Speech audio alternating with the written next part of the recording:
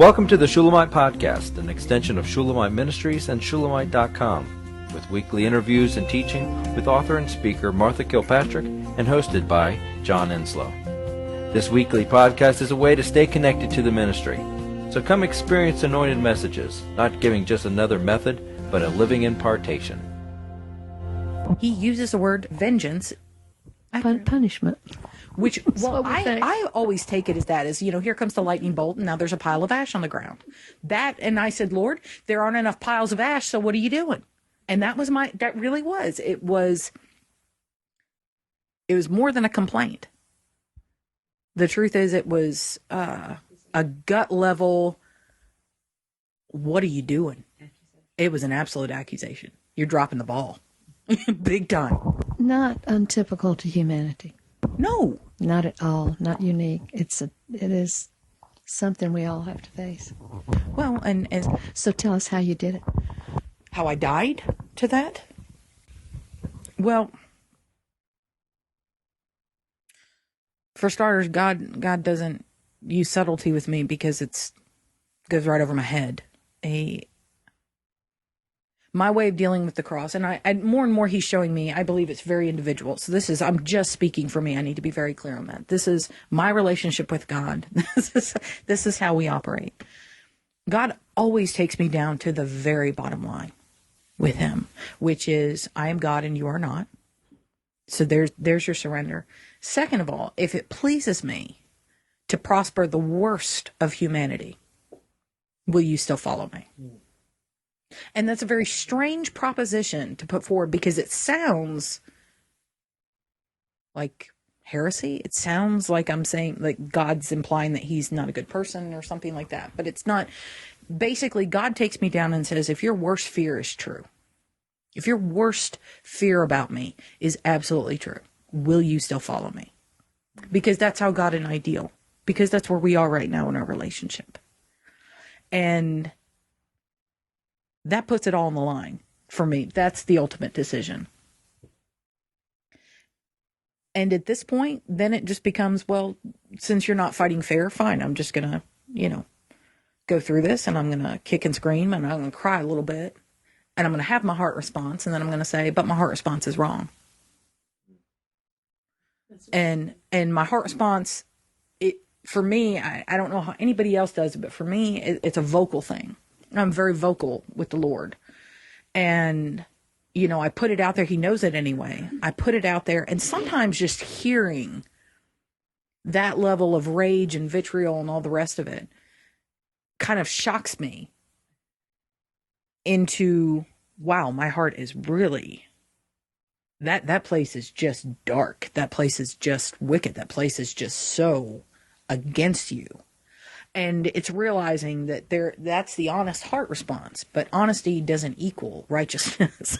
These are two very different things. You can be very honest and very ungodly. And that has been my experience with my heart. So I get it out there, and then comes the letting go and the confessing and saying, forgive me clean me. This is filthy. And sometimes it's person by person. I bring up the people because it's never general with me. It's not. There is always a specific target that has pierced and brought it to the surface, raging and boiling. And I go back and he takes me down and I lay it. Sometimes I hurl it at Jesus' feet because I really don't want to let it go. And it is incredibly painful, even though I know that at the end of it, this is right, because dying is not, it's not painless for me, even when I'm ashamed of what it is that I'm dying to. So that's a David move. That's a King David psalmist move. He was very honest and gut level with God at the beginning, and it always did exactly what you're doing, where it turns and becomes praise of God, really. Acceptance of his sovereignty, acceptance of his lordship. You literally go through that whole process of here's where I'm at.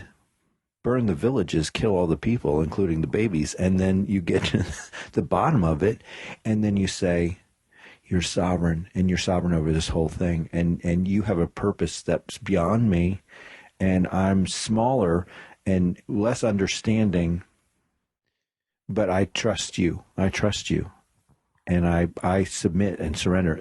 That's got to be a cross. That was David's cross, and that sounds just like yours.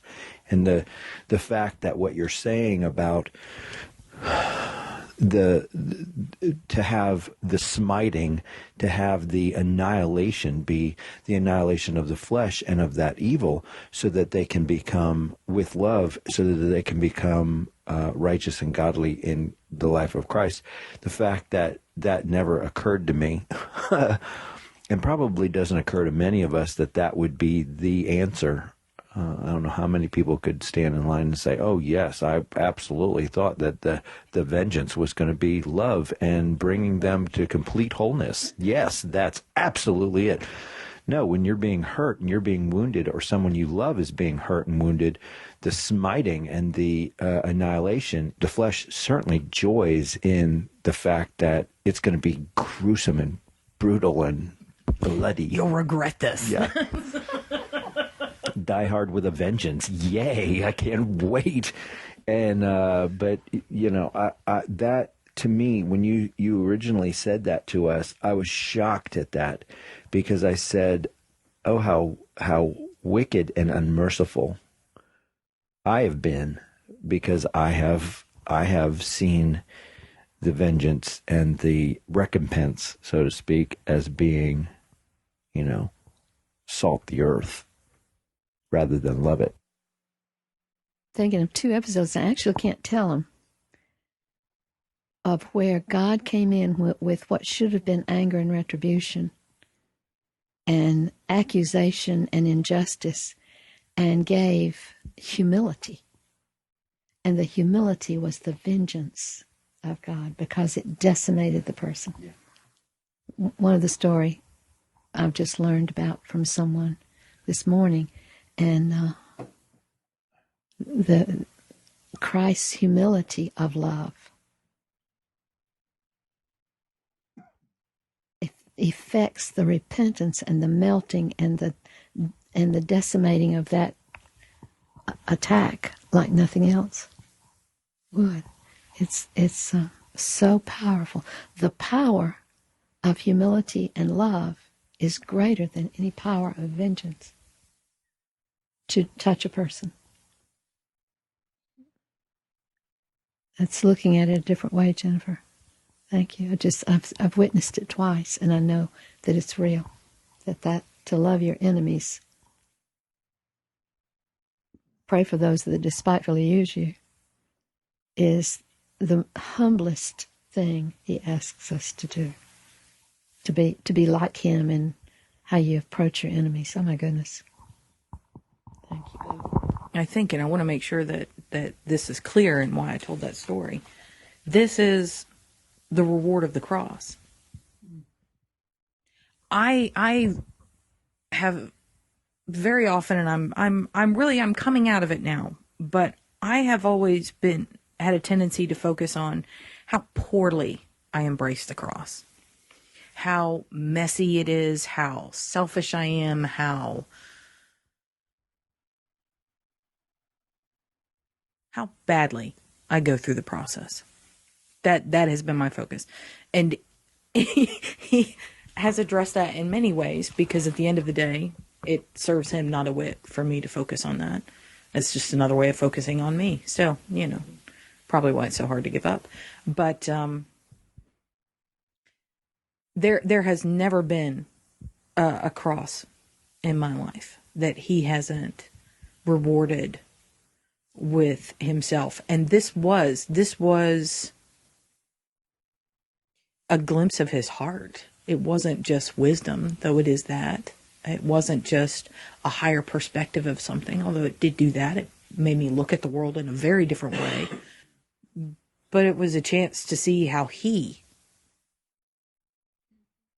approaches the world in this way. Another level of Him in His heart. And my selfish and mean I'm going to use the word mean. I know there are worse words I could use, but really it's just mean.